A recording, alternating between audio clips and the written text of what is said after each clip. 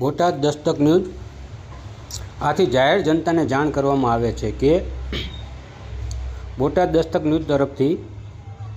તંત્રી Shri L D Makwana વતી reporter Murjibhai Parmar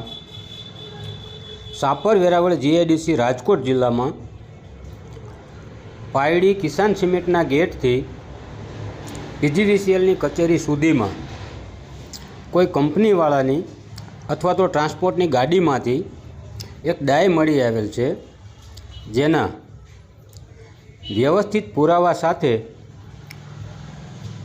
આ number ઉપર કોન્ટેક કરવો,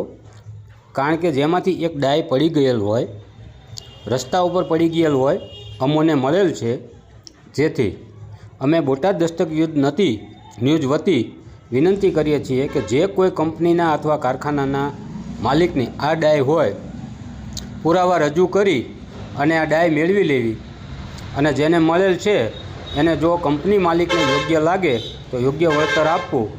એવી વિનંતી બોટાદ દસ્તક ન્યૂઝ વતી મુરજીભાઈ પરમાર, સાપર વેરાવળ, રાજકોટ।